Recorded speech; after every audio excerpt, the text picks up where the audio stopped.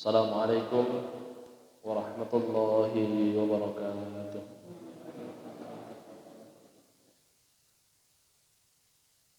Alhamdulillahi rabbil alamin. Wa bihi nasta'inuhu ala umuri dunya waddin. Asyhadu an la ilaha illallah rabbul alamin. Wa asyhadu anna Muhammadan abduhu wa rasuluhu an-nabiyyul amin. Allahumma salli wa sallim wa barik ala khatimin nabiyyin wal mursalin Muhammad ibn Abdullah wa ala alihi wa sahbihi wa man tabi'ahum bi ihsanin ila yaumiddin, amma ba'd. Fa ya ayuhan nas ittaqullaha mastata'tum wasma'u wa ati'u la'allakum turhamun. Alhamdulillah, Bapak Ibu hadirin jamaah yang dirahmati oleh Allah Subhanahu wa taala. Puji syukur kepada Allah patut kita haturkan kepadanya, karena Dia zat satu-satunya yang banyak berjasa atas kehidupan duniawi dan ukhrawi kita. Tidak ada satu kenikmatan yang kita dapatkan, tidak ada satu ibadah yang bisa kita kerjakan, dan tidak ada kemaksiatan yang bisa kita hindari, kecuali itu semua juga karena pertolongan Allah Subhanahu wa ta'ala. Maka sebesar apapun sumbangsih kita kepada Islam, sebesar apapun semangat kita dalam beribadah, sebanyak apapun amal soleh yang telah kita kerjakan, sepantasnya tidak membuat kita sombong, sepantasnya tidak membuat kita merasa berjasa atas Islam maupun atas kaum muslimin. Entah itu dengan masjid, entah itu dengan majelis ilmu, entah itu dengan organisasi Islam, entah itu perjuangan Islam manapun. Tidak pantas kita merasa berjasa. Walaupun mungkin orang melihat jasa kita besar, biarlah orang menilai. Akan tetapi kita senantiasa tidak boleh merasa berjasa. Karena Allah yang harusnya berjasa, Allah yang harusnya merasa berjasa atas segala sumbangsih kita yang bisa kita lakukan terhadap Islam ini. Nah, Bapak Ibu hadirin yang dirahmati Allah, sebaliknya, mari kita introspeksi diri kita, apa yang telah kita lakukan untuk perjuangan Islam ini? Sudah sejauh mana kita ikut berjuang? Oh, alhamdulillah, paling tidak saya ikut memakmurkan masjid misalkan. Oh, alhamdulillah, paling tidak saya ikut mengajak orang-orang di sekitar saya untuk pergi ke masjid misalkan. Oh, alhamdulillah, paling tidak saya bisa menginfakkan harta kita dan lain sebagainya. Bapak Ibu hadirin yang dirahmati Allah Subhanahu wa taala, langsung saja kita lanjutkan pembahasan kita, pembacaan Al-Quran, tafsir maca Quran, angen-angen sak maknane. Kemarin kita sudah sampai ke ayat 208 dari surat Al-Baqarah. Dijelaskan separuh saja, belum selesai satu ayat ini. Silahkan dibuka. Kita akan baca mulai dari ayat 204 yang rodok dawa. 204 surat Al-Baqarah. Karena nanti kita tidak menerjemahkan, ini pun diterjemahne nggih. Sampun 204. Monggo ta'awud sareng-sareng. A'udzu billahi minasy syaithanir rajim. Bismillahirrahmanirrahim. Saya baca dulu. Wa minan nasi man yu'jibuka qawluhu fil hayatid dunya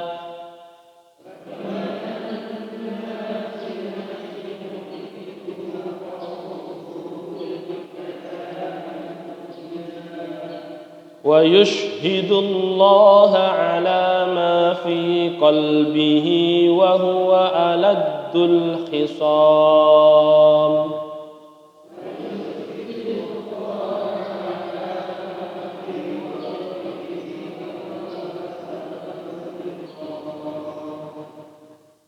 وإذا تولى سعى في الأرض ليفسد فيها ويهلك الحرث والنسل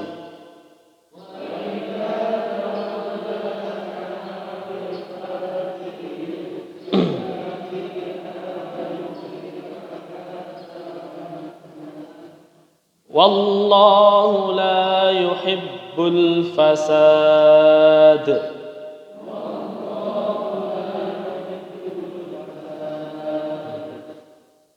وإذا قيل له اتق الله أخذته العزة بالإثم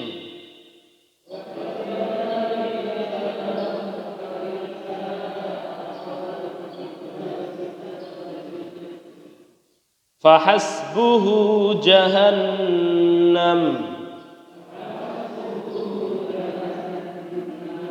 ولبئس المهاد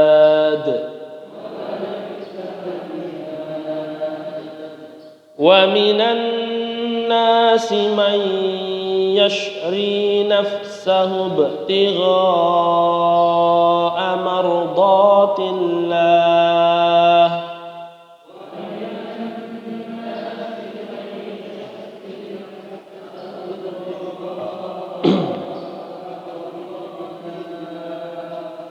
والله رؤوف بالعباد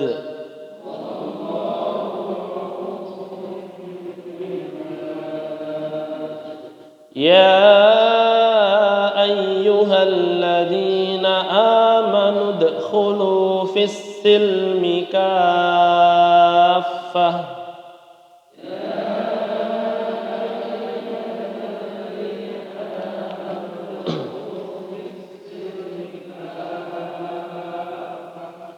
ولا تتبعوا خطوات الشيطان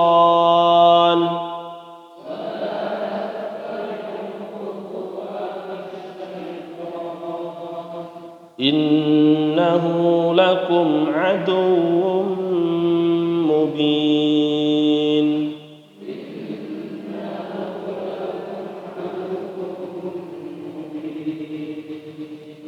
فإن زللتم من بعد ما جاءتكم البينات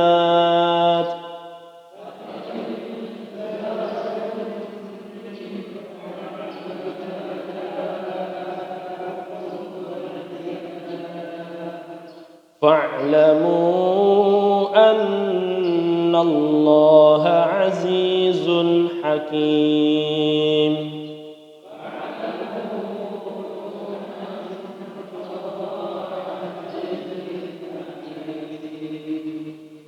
هل ينظرون إلا أن يأتيهم الله في ظلل من الغمام والملائكة وقضي الأمر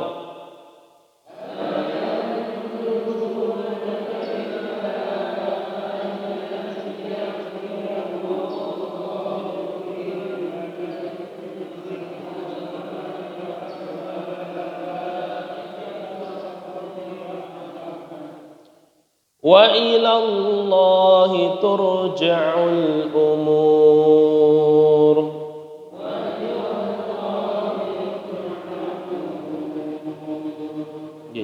Baik. Sekarang kita mulai menafsirkan ayat ke-208 setelah kemarin sudah kita tafsirkan separuhnya sampai ya ayyuhalladzina amanu dakhulu fis silmi kafah. Wahai orang-orang yang beriman, masuk Islamlah kamu secara kafah. Kemarin sudah kita bahas bahwasanya yang dimaksud kafah itu totalitas dan semampunya. Mas, saya harus menjalankan Islam seperti siapa? Seperti Rasulullah. Kalau misalkan saya tidak bisa, keislaman saya tidak totalitas seperti Rasul, seperti siapa? Seperti Abu Bakar. Kalau misalkan saya tidak kuat seperti Abu Bakar, seperti siapa? Seperti Umar dan lain sebagainya dan lain sebagainya. Abu Bakar datang kepada Rasulullah SAW di perang Tabuk, persiapan bawa seluruh hartanya. Umar cuma membawa separuh hartanya. Utsman bin Affan hanya membawa sekitar 10.000 dinar. Hanya 10.000 dinar. Tapi itu cuma sebagian, tidak sampai separuh dari hartanya Utsman.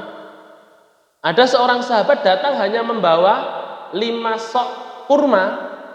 Ya, 1 sok, kalau sok beras itu 2,5, sok itu kan 1 wadah nih Pak. Jadi soknya beras dengan soknya kurma itu beda. Enten misalkan nggih, omplung ngoten nika. Misalkan katakanlah sak omplung ngoten niku 1 sok misalkan. Nah, beras sak omplung kalih kurma sak omplung sama napa beda beratnya? Beda otomatis nggih. Kan sing kurma gede-gede, lek beras kan cilik padet. Nah, itu 1 sok seperti itu. Hanya membawa 5 sok saja. Bapak Ibu hadirin yang dirahmati Allah, apakah kemudian yang kafah itu Abu Bakar, Umar terus tidak kafah karena cuma bawa separuh? Apakah kemudian Utsman bin Affan yang hanya membawa entah seberapa dari bagian hartanya, sepertiga atau mungkin seperempat dari bagian hartanya, tidak kafah? Apakah Abdurrahman bin Auf yang hanya membawa 6.000 dinar tidak kafah? Bapak Ibu yang dirahmati Allah, itulah yang dimaksud dengan udkhulu fis silmi kafah, masuk Islamlah kamu dalam keadaan kafah, artinya totalitas tapi semampunya. Totalitas tapi semampunya. Semampunya itu ditotalitaskan.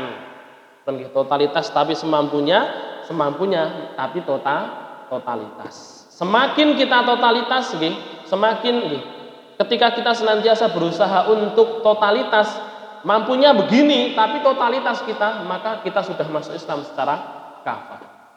Ya, karena tingkat keimanan seseorang berbeda-beda, tingkat keyakinan orang itu berbeda-beda. Dan Bapak Ibu yang dirahmati Allah, kafah ini tidak bisa digunakan untuk menilai orang. Oh, saya loh bisa meninggalkan riba, sampean tidak bisa meninggalkan riba, berarti sampean tidak totalitas. Misalkan seperti itu. Tidak. Jadi tidak untuk menilai seseorang. Masing-masing kembali kepada dirinya sendiri. Ketika misalkan ada orang, misalkan dia sudah terjebak mungkin jadi pegawai, misalkan, tapi keimanannya itu belum cukup, dia masih belum cukup, masih awang-awangan mau meninggalkan itu masih belum yakin. Selagi dia tetap meyakini bahwasanya riba itu haram, bahwasanya dia senantiasa melakukan dosa dan senantiasa bertaubat dan meminta kepada Allah, ya Allah tolong berikan saya jalan supaya saya terbebas dari riba, maka dia totalitas. Sampai kemudian ternyata Allah Subhanahu wa taala memberikan dia jalan, akhirnya meninggalkan riba. Itu Bapak Ibu yang dirahmati Allah. Jadi sekali lagi, totalitas itu masing-masing orang berbeda-beda, maka jangan samakan satu orang dengan yang lainnya, jangan menilai orang lain sesuai dengan apa yang kita mampu. Kemudian Allah Subhanahu wa taala melanjutkan, wala tattabi'u khutuwatis syaiton, jangan ikut-ikut langkah setan. Bapak Ibu yang dirahmati Allah, kenapa kok kalau untuk Rasul itu kan kul in kuntum tuhibbunallah fattabi'uni yuhibbukumullah. Ikutilah aku kan kalau Rasul ikutilah aku. Tapi kalau setan kenapa kok pakai langkah-langkah? Jadi kalau setan langkah-langkah, jangan ikuti langkah-langkah setan.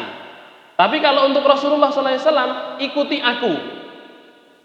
Apa yang menjadi perbedaan mengikuti setan yang dilarang? Larangan untuk mengikuti setan itu seperti apa? Perintah untuk mengikuti Rasulullah itu seperti apa? Bapak Ibu yang dirahmati Allah, kuncinya ada pada langkah-langkah ini. Kenapa kok tidak pakai langkah-langkah Rasulullah, tapi langsung ikuti Rasulullah? Karena kita Bapak Ibu yang dirahmati Allah, mengikuti Rasul itu tidak seperti mengikuti setan. Namanya pengikut. Namanya pengikut. Misalkan seseorang kita mengikuti Rasulullah, artinya kita totalitas ikuti semua apa yang kemudian jadi pola pikirnya Rasul, hidupnya Rasul, kemudian sampai lifestyle-nya Rasul, dan segala pemikiran Rasul itu kita ikuti. Itulah yang dimaksud kita mengikuti Rasulullah. Tidak bisa pilih-pilih kemudian saya kalau untuk masalah ini saya tidak bisa ikut saya menolak untuk masalah ini, tidak bisa. Berbeda dengan setan, Pak. Mengikuti langkah setan itu artinya walaupun hanya satu langkah ojo mbok elu-elu. Ngoten. Bisa dipahami nggih? Jadi walaupun cuma satu tok perbuat, bisikan setan itu cuma satu saja. Makanya kan Ibnu Abbas sampai mengatakan apa yang dimaksud mengikuti langkah setan? Maksudnya bisikan setan. Bapak Ibu hadirin yang dirahmati Allah, saya kasih contoh nggih misalkan. Allah Subhanahu wa taala berfirman, "Wala taqrabuz zina, innahu kana fahisyah wa sa'a sabila." Jangan deket-deket zina. Kenapa kok Allah Subhanahu wa taala tidak mengatakan ojo berzina? Ojo berzina. Tapi Allah mengatakan jangan deket-deket zina. Orang kok bisa berzina kenapa? Ada nafsu di sana. Nafsunya dari mana? Bapak Ibu yang dirahmati Allah, maaf nggih. Urutan-urutannya. Orang bisa berzina, sebelum berzina itu dalam tanda kutip wis mulai pegangan-pegangan. Ada nafsu, mulai pegangan-pegangan. Kok bisa pegangan-pegangan? Ya karena berkholwat berdua. Jadi dari zina, pegangan, terus kholwat berduaan. Ora enek liyane. Beruang loro tok, sing ketelu setan. Terus kemudian dari berkholwat tadi, kok bisa berkholwat? Karena pacaran. Karena pacaran. Lah kok bisa pacaran? Karena ada rasa nyaman satu dengan yang lainnya. Nyaman gak nyaman juga pacaran. Nggih, ini yang masih muda, Bapak. Bapak pun mboten nusul Pak nggih, pacaran. Apa itu pacaran? Nggih. Kok bisa kan ada rasa nyaman di sana. Kok bisa nyaman? Ngerti-ngerti nyaman, ya karena tahu. Kok bisa tahu? Ya karena WA-an. Nah, WA-an dengan lawan jenis. Maka Bapak Ibu yang dirahmati Allah Subhanahu wa taala, kalau akar permasalahan perzinaan itu karena WA-an dengan lawan jenis misalkan, WA-an lawan jenis menimbulkan rasa nyaman, maka jangan sampai kita terlarut dengan hal tersebut karena itu sudah masuk perkara yang dilarang oleh Allah Subhanahu wa taala karena ini jalan menuju perzinaan. Saya kan cuma WA-an dengan teman sekerja misalkan ya sebatasnya saja, butuhe apa sudah. Jangan sampai kemudian langsung lama-lama aku kok nyaman ya WA-an karo iki. Suwe-suwe kok bojoku Masya Allah, tapi lagi pengertian banget ya. Terus mulai rasa nyaman di sana. Begitu lama-lama kemudian timbullah perzinaan. Itu begitu pula Bapak Ibu yang dirahmati Allah, jangan ikuti langkah setan. Itu mulai dari langkah yang kecil. Makanya kan Allah Subhanahu wa taala itu Allah mengatakan inna kaidasyaitona. Sesungguhnya tipu daya. Namanya tipu daya niku ketoke bener, ketoke biasa, nggih. Ketoknya biasa, WA-an ya wajar lah WA-an dengan teman sekerja. Ya, biasalah WA-an dengan teman sekerja, tapi di situ ada perhiasan dari setan. Ya, Bapak Ibu hadirin yang dirahmati Allah Subhanahu wa taala, maka perintah Allah Subhanahu wa taala jangan deket-deket dengan setan. Apapun yang dibisikkan setan sekecil apapun jangan diikuti. Bapak Ibu hadirin yang dirahmati Allah, yang pernah kita bahas apa yang disampaikan oleh Imam Ibnul Qayyim Al-Jauziyah. Setan itu Pak menjebak kita itu ya bukan hanya memerintahkan kita untuk berlaku buruk saja. Setan itu saking pintere setan itu bukan hanya ayo tak maksiat, bukan hanya itu saja Pak. Tapi salah satu dari 6 jebakan iblis yang disampaikan oleh Imam Ibnul Qayyim Al-Jauziyah itu yang kelima dan yang keenam itu Pak. Yang kelima itu melakukan menyibukkan diri dengan perkara yang mubah hingga menjadikan seseorang ini sibuk dari hak-hak Allah Subhanahu wa taala yang lainnya ataupun hak orang lain. Misalkan perkara yang mubah niku napa? Mancing. Mancing niku mubah napa, Pak? Ada ndak seminggu mancing ning nggon tengah laut terus pengen mancing ya itu mboten Pak. Lek wis demen ngoten nih Pak. Kalau sudah demen Masya Allah nggih. Waktunya itu orang kalau mancing niku nggih. Orang kan kalau kita lihat orang mancing ini nggih Pak. Itu kan sampai tengah telaga. Misalnya teng waduk ngoten niku kan mancing kan ndak di pinggir waduk kan, Pak. Masuk sampai di sini. Napa dadak ngono? Engko lek kurang rono engko iwake ra etuk. Ya kan lha kan napa niku senare iso tekan kono. Tapi kok dadak miduk. Kula nggih duka napa? Niki mungkin ada yang suka mancing, Pak. Kok sampai ke dalam, sampai di apa sampai masuk terus kemudian sampai setengah gini nunggu pakai payung gini, masya Allah nggih. Sing rumahnya deket sing bagian kilenan mereka Celak Gajah Mungkur mesti. Nanti kalau ada orang nggawa payung, nggawa kursi, harus ameh mancing ki mesti. Mancing boleh ndak? Boleh. Tapi ketika kemudian mancingnya berlebihan sampai seminggu ning tengah laut, lali, lupa dengan hak istri, lupa dengan hak anak, lupa dengan hal-hal yang lainnya, lali nggih. Nah, itu yang tidak diperbolehkan. Aslinya perkara yang mubah, tapi karena terlalu banyak maka itu tidak diperbolehkan. Atau yang keenam, kata Imam Ibnul Qayyim nggih. Yang keenam itu kalau misalkan hal yang mubah tapi terlalu berlebihan tidak bisa membuat seseorang terjebak, maka yang terakhir orang akan disibukkan untuk berbuat satu ibadah dengan pahala yang sedikit, melupakan ibadah dengan pahala yang banyak. Misalkan sama-sama wajibnya. Artinya kalau istilah yang pernah kita bahas itu membenturkan satu pintu surga dengan pintu surga yang lain. Nyapa kok ndak ngaji? Misalkan sehari ini ndak ngaji sama sekali. Wah, saya sibuk bekerja, mencari nafkah untuk anak istri. Mencari nafkah untuk anak istri kewajiban apa mboten, Pak? Kewajiban. Mencari ilmu wajib atau wajib? Wajib. Nah, Bapak Ibu yang dirahmati Allah, ketika kemudian kita sibuk kemudian sibuk mencari nafkah, lupa dengan mencari ilmu, maka itu artinya kita sedang disibukkan oleh setan, Pak, untuk menunaikan satu kewajiban tapi lupa dengan kewajiban yang lain. Begitu pula sebaliknya, golek ilmu terus padahal dia sudah punya kewajiban, misalkan punya kewajiban kepada anak, punya kewajiban kepada istri, wis anakku, wis bojoku iso golek duit dhewe, gen golek duit dhewe wae. Padahal dia punya kewajiban untuk menafkahi, untuk memberikan nasihat, nggih. Bapak Ibu yang dirahmati Allah, jangan dikira kemudian ibu-ibu bodoh niku sing disalahne ibu-ibu, mboten lho.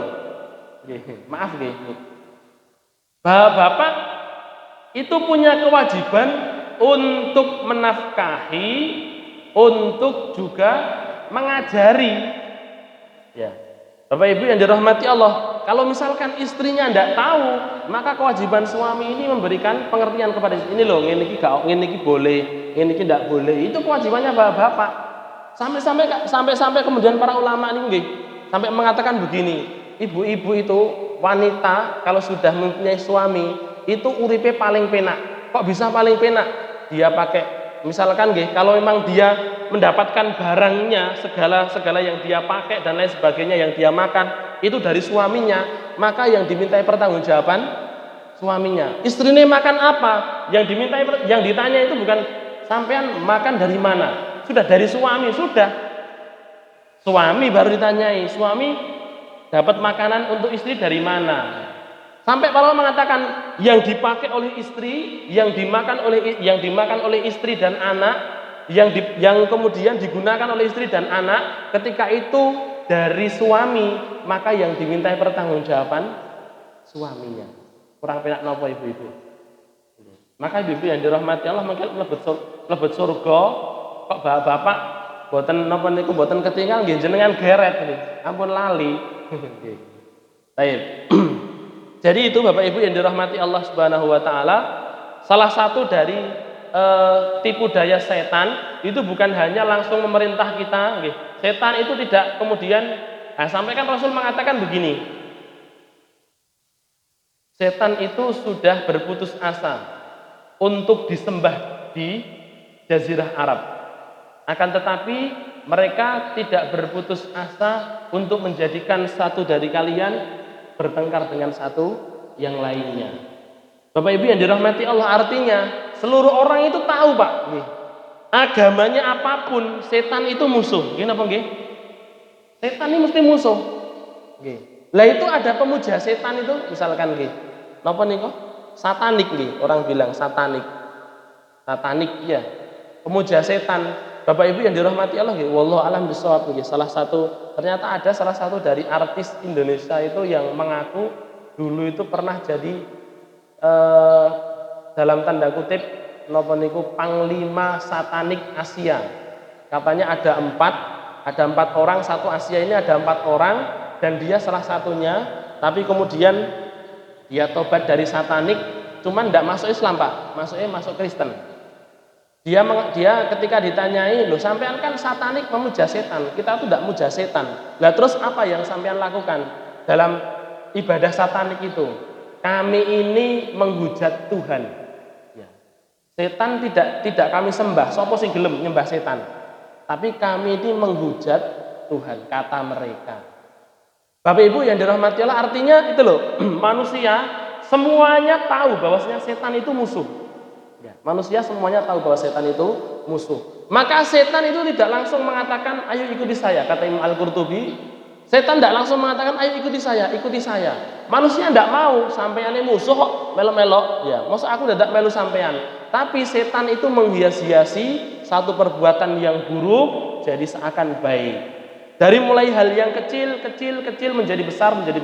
Seperti tadi dari we'anan dengan orang yang bukan mahram dengan kita, ya. Terus kemudian mulai timbul di sana ada perasaan-perasaan nyaman dan lain sebagainya, nyaman mulai jadi nafsu, terus kemudian nekat akhirnya jadi perzinahan dan lain sebagainya. Betul apa yang disampaikan oleh Allah Subhanahu wa taala, kama salis syaitan idz qala lil insani kfur. Seperti setan ketika mengatakan, kamu kufurlah kamu kepada Allah. Falamma kafara qala inni bari'um min. Kalau sudah tercapai tujuannya setan, manusia sudah kufur, maka setan sudah mulai berlepas diri. Saya berlepas diri dari kamu. Inni akhafullaha rabbal alamin. Saya pun aslinya ya wedi karo Allah Rabb semesta alam. Itu Bapak Ibu hadirin yang dirahmati Allah nggih. Jadi di sana ada tipu daya setan yang bukan dalam tanda kutip bukan termasuk dosa. Ya.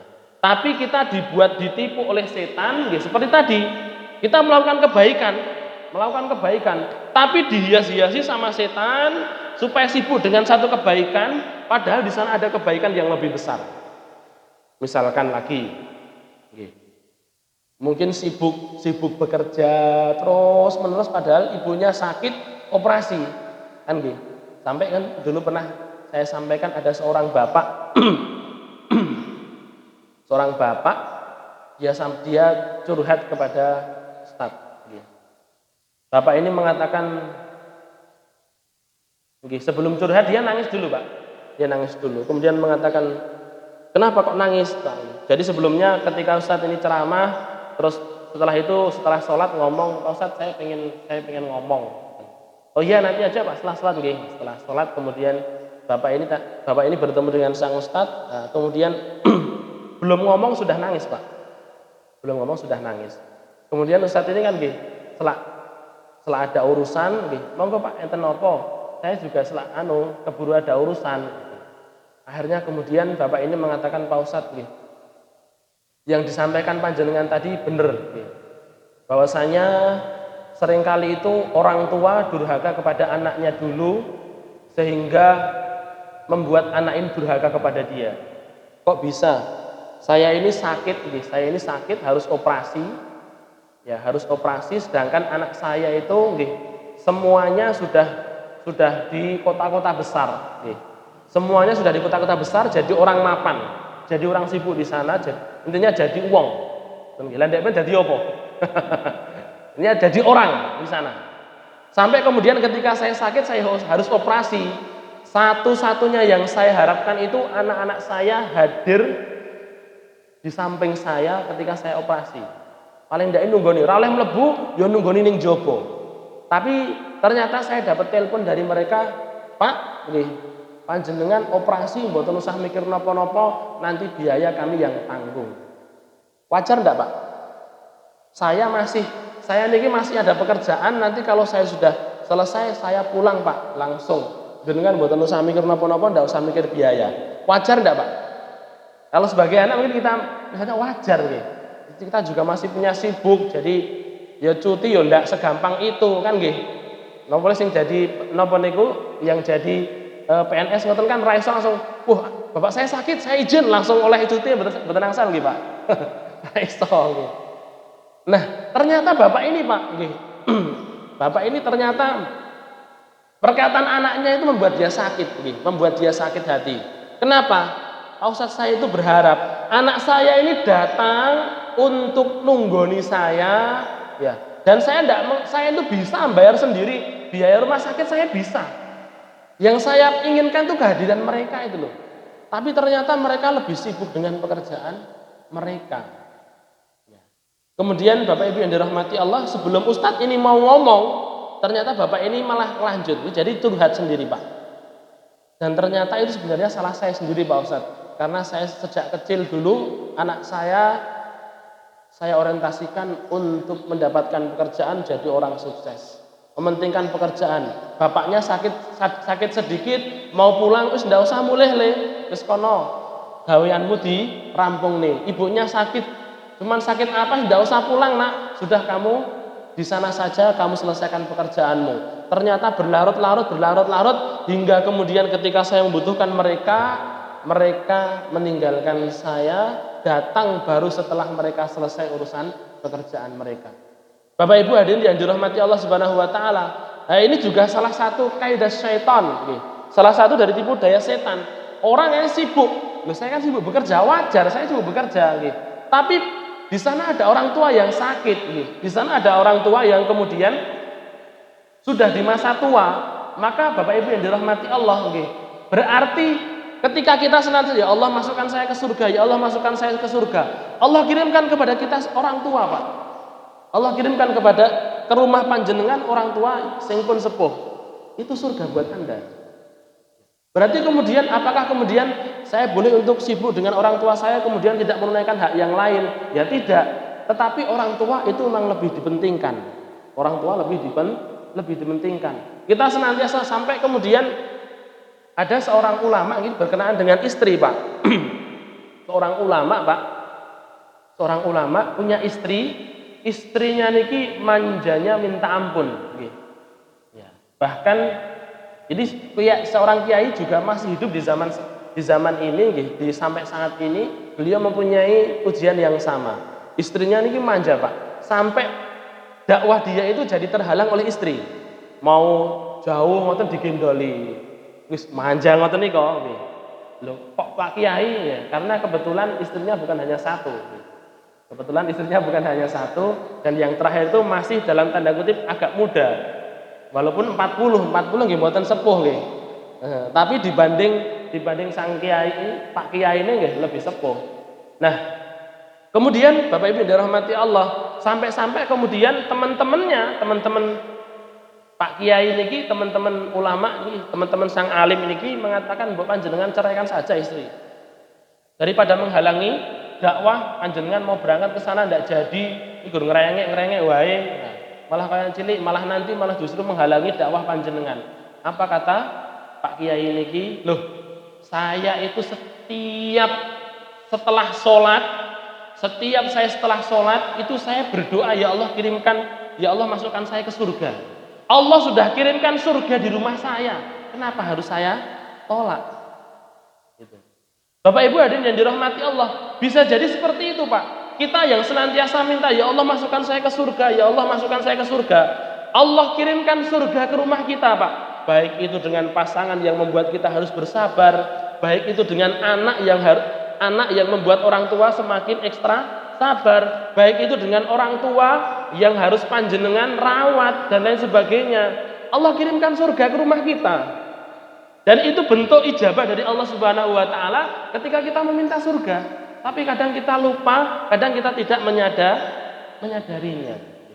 Maka Bapak Ibu hadirin yang dirahmati Allah, ketika kita tidak menyadari ada buah begitu besar, keuntungan begitu besar di depan mata kita sibuk dengan perkara ibadah yang kecil pahalanya, itu kata Imam Ibnu Qayyim Al-Jauzi termasuk dari jebakan setan. Sibuk dengan ibadah yang nilai pahalanya kecil, tapi kemudian lupa dengan satu surga yang sudah depan mata kita.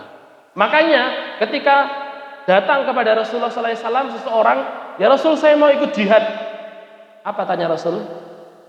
Ahayyun walidak, apakah orang tuamu masih hidup? Oh iya ya Rasulullah, saya tinggalkan mereka berdua dalam keadaan menangis. Apa Rasul sampaikan? Ya wis ayo melu jihad. Tidak Pak. Kata Rasulullah SAW, irji, pulang kamu. Jadikan kedua orang tua kamu tersenyum sebagaimana kamu meninggalkannya dalam keadaan menangis. Sampai jihad fisabilillah dengan orang tua, ternyata Rasulullah memenangkan hak orang tua. Artinya Bapak Ibu yang dirahmati Allah Subhanahu wa taala, nggih, sekali lagi nggih, bagi panjenengan yang mungkin punya orang tua yang perlu dirawat nggih, maka jangan sampai kemudian sia-siakan surga yang sudah ada di rumah Anda. Karena itu adalah surga yang Allah kirimkan sebagai bentuk perwujudan pengabulan doa yang senantiasa panjenengan aturkan kepada Allah Subhanahu wa taala setelah salat kita.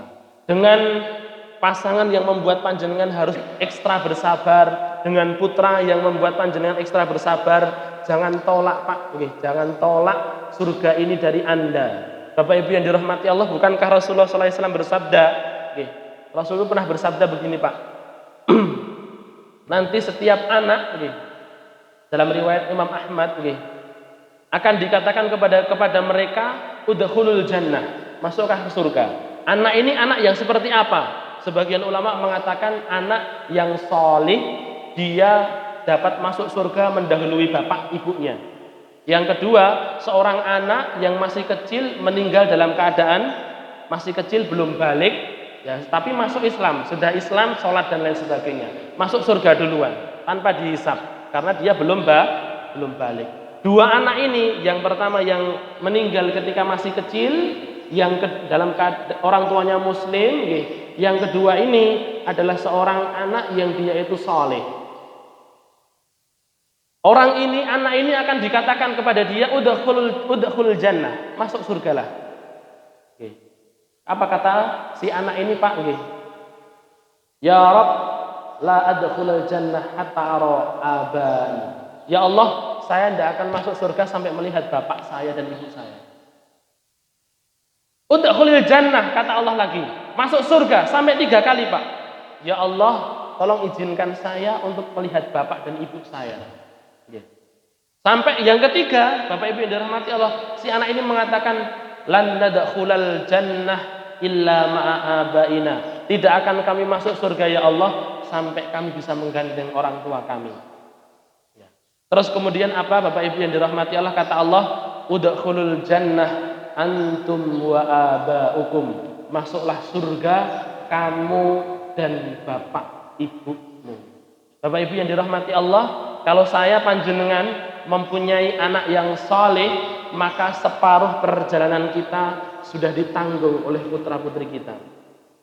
Kalau misalkan ibu-ibu mempunyai suami ternyata saleh terus kemudian mungkin mati syahid seperti Julaibib kemarin kisahnya Julaibib, maka separuh perjalanan sudah ditanggung oleh suami. Kenapa? Ketika seseorang, kan Bapak Ibu yang dirahmati Allah, yang disampaikan oleh Rasulullah SAW tentang syafaat sudah dibahas oleh Ustadz Hisham. Syafaat itu kan umum. Syafaat itu tidak harus orang yang diberikan syafaat masuk neraka dulu, tidak Pak. Seperti contohnya syafaatnya Rasul.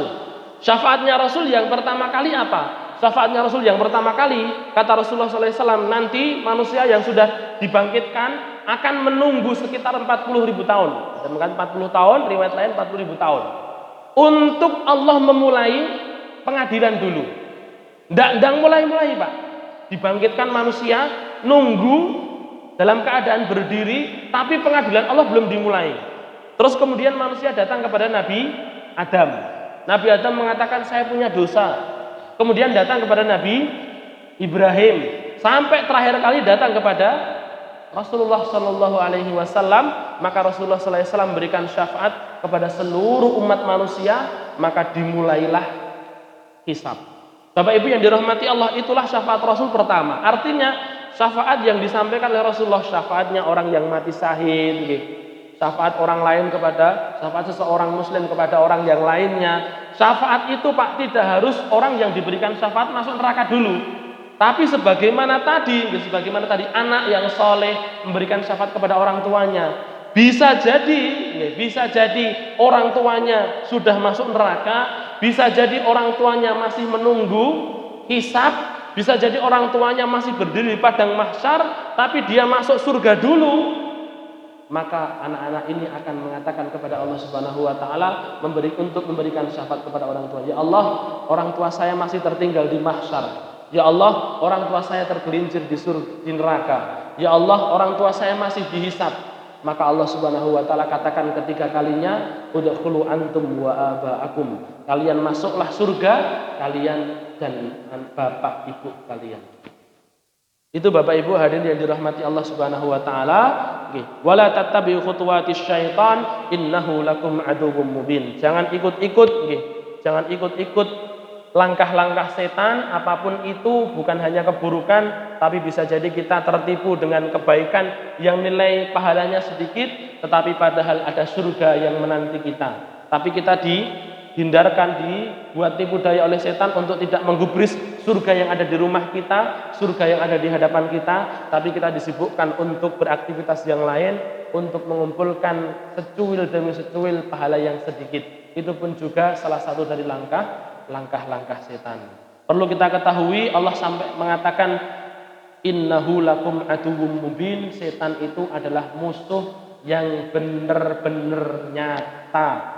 Maka jangan sampai kemudian kita meremehkan musuh-musuh kita. Semoga Allah Subhanahu wa taala melindungi kita dari tipu daya syaitan. Kemudian Allah Subhanahu wa taala pun memperkenankan kita untuk masuk surga bersama dengan keluarga kita tanpa harus mampir dulu ke dalam neraka. Amin ya rabbal alamin. Mungkin ada yang mau ditanyakan? Enten? Ada Pak? Jadi besok Pak Arif kita lagi napa niku flyer-e ayat 209. 209, 210. Semoga cukup satu pertemuan, kita nanti masuk ke 211 gitu. Kenapa kok ini sampai 2 pertemuan, 3 pertemuan gitu? 1 ayat sampai 3 pertemuan karena ini ayat yang begitu agung ya, yang syarat dengan makna, syarat dengan isi. Dan Bapak Ibu yang dirahmati Allah, kalau kita belajar Al-Qur'an, kalau kita belajar makna satu hadis, itu jangan hanya diambil intinya saja. Intinya ngene, masuk Islam secara kafah, dah. Ojo melu-melu setan, wis dia itu musuh yang nyata. Itu jangan hanya diambil intinya saja. Tapi intisari dari situ apa yang bisa kita peres semuanya, Pak. Makanya kan tafsir di sana bukan hanya ada 100 nama kitab tafsir itu, Pak. Tafsir Al-Qur'an itu bukan hanya 100 kitab saja, enggak. Di sana ada sekitar 300 kitab tafsir. Dan satu kitab tafsir itu bukan hanya, kalau niki Jalalain itu cuma satu jilid. Di sana ada yang sampai kemudian 10 jilid dan lain sebagainya. Intinya apa? Itulah ilmu Allah Subhanahu wa taala yang terkandung dalam Al-Qur'an, yang terkandung dalam hadis. Hadis pun syarahnya bukan hanya satu saja, Pak. Syarah Sahih Bukhari itu ada sekitar 100 lebih, hampir 150, Pak, syarah Sahih Bukhari. Artinya ilmunya Allah ilmunya Allah Al-Qur'an, ilmu Rasulullah SAW yang dia tinggalkan untuk kita, sunnah, hadis, itu adalah ilmu yang begitu padat isinya. Maka jangan sampai kemudian kita hanya mengambil secuil demi secuil. Tidak perlu kita kesusuah, randang rampung nih. Ini sudah 4 tahun deh kita. Sudah 4 tahun masih surat Al-Baqarah saja. Tidak selesai Pak Ustadz nggih. Nah, wong belajar Al-Qur'an itu bukan hanya 1 tahun, 2 tahun, tapi seumur hidup. Selagi kita masih diberikan kehidupan oleh Allah, maka kita wajib untuk belajar Al-Qur'an. Lek misalnya kata piye Pak Ustadz, ya baleni meneh, apa ora bosen? Gimana mungkin kita bisa bosen dengan Al-Qur'an? Baik, itu Bapak Ibu yang dirahmati Allah. Semoga Allah Subhanahu wa taala memberikan kita keistiqomahan untuk berpegang teguh kepada kitab Allah dan sunnah Rasulnya, melindungi kita dari tipu daya syaitan, dan mempertemukan kita semuanya di surga nanti bersama dengan Rasulullah dan para sahabatnya. Amin ya rabbal alamin. Rabbana taqabbal minna innaka antas samiul alim wa tub alaina innaka antat tawwabur rahim. Wa sallallahu wa sallim wa barik ala Muhammad wa ali Muhammad walhamdulillahi rabbil alamin. Kita tutup dengan doa kifaratul majlis. Subhanakallahumma bihamdik asyhadu an la ilaha illa anta astaghfiruka wa atubu ilaik. Assalamualaikum warahmatullahi wabarakatuh.